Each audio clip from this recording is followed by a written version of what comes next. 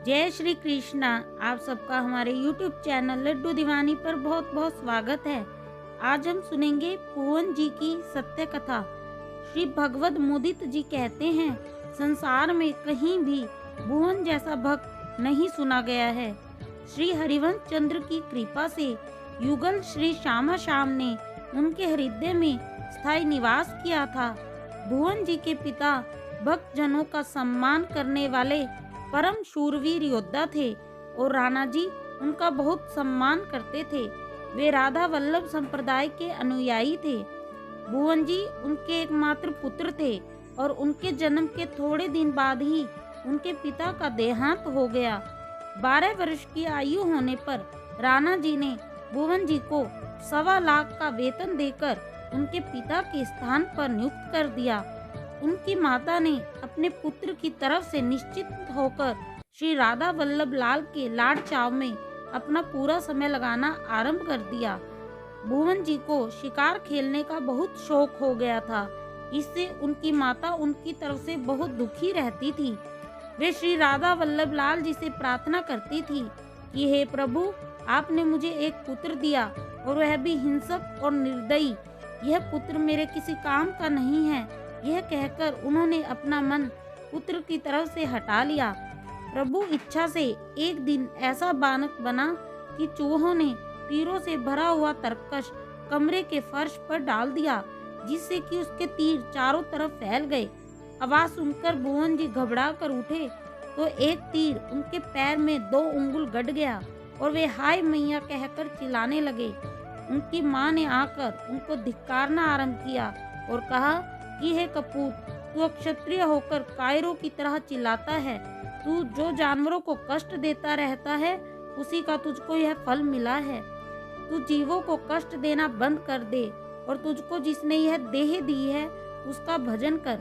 माता की यह शिक्षा भुवन जी के मन में पूरी नहीं उतरी और कुछ दिन बाद जब उनको शिकार के लिए आमंत्रित किया गया तो वे उनके साथ हो लिए। वन में इन शिकारियों को हिरन दिखाई नहीं दिए। जब सब लोग वापिस आ रहे थे कि भुवन जी को एक हिरनी दिखाई दे गई और उन्होंने उसके पीछे अपना घोड़ा दौड़ा दिया। हिरनी गर्भवती थी, इसलिए पूरी तरह से दौड़ नहीं पा रही थी। भुवन जी ने निकट जाकर उसके 2 टुकड़े कर दिए। हिरनी गर्भवती थी, उसके साथ उसके बच्चे के भी 2 टुकड़े होते देखकर भुवन जी को शिकार खेलने से पूरी तरह से नफरत हो गई।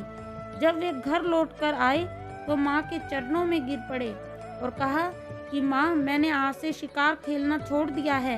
अब तो मुझे वृंदावन ले चलो और दीक्षा दिलवा दो।